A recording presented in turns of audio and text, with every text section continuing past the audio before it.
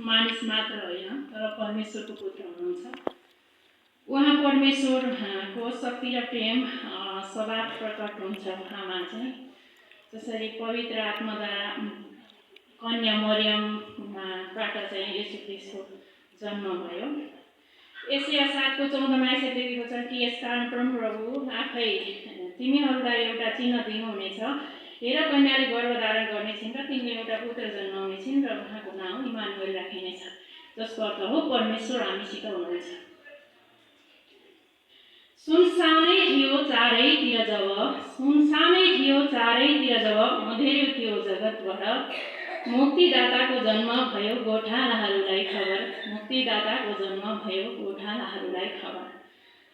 सबै पापी कुकर्मीहरूलाई मुक्ति दिनु छ भने, सबै पापी कुकर्मीहरूलाई मुक्ति दिनु छ भने कन्या मरियमदेखि जन्मनुभयो येशू ख्रीष्ट नाम भने, कन्या मरियमदेखि जन्मनुभयो येशू ख्रीष्ट नाम भने। चिसो मौसमको त्यो चिसै पहरमा पनि, चिसो मौसमको त्यो चिसै पहरमा पनि गोठालाहरूले टहल गरे प्रभु यिनै हुन् भने, गोठालाहरूले टहल गरे प्रभु यिनै हुन् भने। हुन्छ, म कविताको शीर्षक रहेको छ अलौकिकता बाइबल। म कविता सुरु गर्न जाँदैछु। सम्पूर्णलाई आउँदै गरेको क्रिसमसको धेरै धेरै शुभकामना। यहाँ उपस्थिति हुनुभएका पास्टरबुवा लगायत वृद्ध आमाहरूमा म हार्दिक ख्रीष्टीय अभिवादन भन्न चाहन्छु र हामीलाई सहायता गर्दै आइरहनुभएका छानारहित महिलामा रहेर हामीलाई सहायता सहयोग गर्दै रहनुभएका मिसहरूलाई पनि मेरो हार्दिक अभिवादन, जय मसीह ख्रीष्टीय अभिवादन भन्न चाहन्छु। अलौकिकता बाइबल। धर्मशास्त्र मात्र नभई धेरै ज्ञानका कुरा पाइने, धर्मशास्त्र मात्र नभई धेरै ज्ञानका कुरा पाइने, बाइबल हो युवा बालक वृद्धलाई निचाइने, बाइबल हो युवा बालक वृद्धलाई निचाइने। सबैभन्दा बढी हुन्छ बिक्री मानी बाइबल, सबैभन्दा बढी हुन्छ बिक्री मानी बाइबल। एउटै बुकमा 66वटा किताबको छ सामेल, एउटै बुकमा 66वटा किताबको छ सामेल। संसारकै अलौकिकता हो यो सानो पुस्तक बाइबल, संसारकै अलौकिकता हो यो सानो पुस्तक बाइबल। अगमवक्ता न्यायकर्ता जालारी जस्ता व्यक्तिको छ सामेल, अगमवक्ता न्यायकर्ता जालारी जस्ता व्यक्तिको छ सामेल। 1600 वर्ष लगाएर लेखियो यो सानो पुस्तक बाइबल, 1600 वर्ष लगाएर लेखियो यो सानो पुस्तक बाइबल। 40 जना लेखक मात्रै यहाँ छन् सामेल, 40 जना लेखक मात्रै यहाँ छन् सामेल।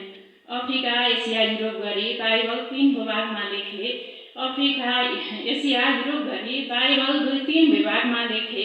सबैभन्दा बढी भाषामा नि बाइबल पुस्तकलाई लेखे, सबैभन्दा बढी भाषामा नि बाइबल पुस्तकलाई लेखे। ग्रिक र हिब्रू भाषामा आयो पहिले लेखी किताब, ग्रिक र हिब्रू भाषामा आयो पहिले लेखी किताब। आरामाइक भाषामा नि आयो पछि त, आरामाइक भाषामा नि आयो पछि। प्रकाश, प्रेरणा र दया प्रभुका हृदयका हुन् कुरा, प्रकाश, प्रेरणा र दया प्रभुका हृदयका हुन् कुरा।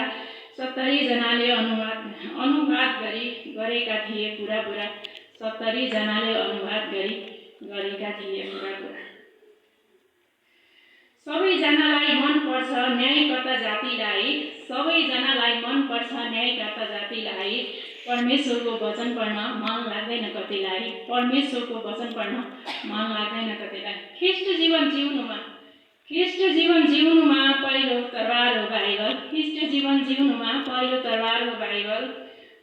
एपिसी 6:17 जस्तै वचनमा हो सामेल, एपिसी 6:17 जस्तै वचनमा हो सामेल। मुक्तिको टोपा लगाओ पवित्र आत्माको तरवार ल्याऊ, जो चाहिँ परमेश्वरको वचन हो बाइबल, परमेश्वरको वचन हो सास, जो चाहिँ परमेश्वरको वचन हो सास। चाहिँ मैले अर्को एउटा कविता पनि लेखेको छु है, म हजुरलाई सुनाउँछु। येशू शक्ति हाम्रो येशू हुनुहुन्छ। हाम्रो सबै कुराभन्दा येशूमा चाहिँ हाम्रो शक्ति छ हैन। इतिहास बदल्ने सबैभन्दा ठुलो शक्ति येशूमा छ, इतिहास बदल्ने सबैभन्दा ठुलो शक्ति येशूमा छ। दया, भलाइ, विश्वस्ता, प्रेम, स्थिरता सबै उनैमा छ, दया, भलाइ, विश्वस्ता, प्रेम, स्थिरता सबै उनैमा छ। आफ्नो महिमाको कार्य पूरा गर्न मानिस बनाई, आफ्नो महिमाको कार्य पूरा गर्न माटोबाट मानिस बनाई। उहाँ सृष्टिको सिर्जनाहार सुरु र अन्त्य येशूमा छ। उहाँ सृष्टिको सिर्जनाहार सुरु र अन्त्य उहाँमै छ। येशू ख्रीष्ट मृत्युबाट जब पुनर्जीवित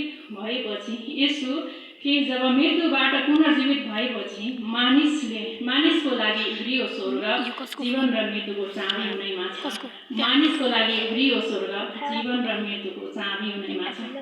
संसारका कुनै पनि थोक उहाँ बिना बनिएको छैन। संसारका कुनै पनि थोक उहाँ बिना बनिएको छैन। संसारमै हरेक प्राणीले गर्ने प्रशंसा सदा उनैमा छ। संसारका हरेक प्राणीले गर्ने प्रशंसा सदा उनैमा छ। महोत्सव मनाऊ सधैँभरि प्रेमी येशूको नाउँमा। महोत्सव मनाऊ सधैँभरि प्रेमी प्रभु येशूको नाउँमा। स्वर्गको लागि तयार हुनुपर्छ, निष्कलङ्क र निष्कोट रहनुहुनेमा। स्वर्गको लागि तयार हुनुपर्छ, निष्कलङ्क र निष्कोट रहनुहुनेमा। क्रुसको बलिदानले सबै पापलाई क्षमा हुने। क्रुसको बलिदानले सबै पापलाई क्षमा हुने हो। तर हरेक मानिसलाई कार्य अनुसार दिने प्रतिफल उनैमा छ। हरेक मानिसलाई दिने प्रतिफल उनैमा छ। विश्वमा सबैभन्दा ठुलो शक्ति र आनन्द शान्ति र आनन्द येशूमा छ। विश्वमा सबैभन्दा ठुलो शक्ति, आनन्द, शान्ति येशूमा छ। क्यालेन्डर शिक्षा, कानुन, अस्पताल र मानव अधिकार बदल्ने शक्ति उनैमा छ। क्यालेन्डर शिक्षा, कानुन, अस्पताल र मानव अधिकारलाई प्रभाव पार्ने शक्ति उनैमा छ। इतिहास बदल्ने सबैभन्दा ठुलो शक्ति येशूमा छ।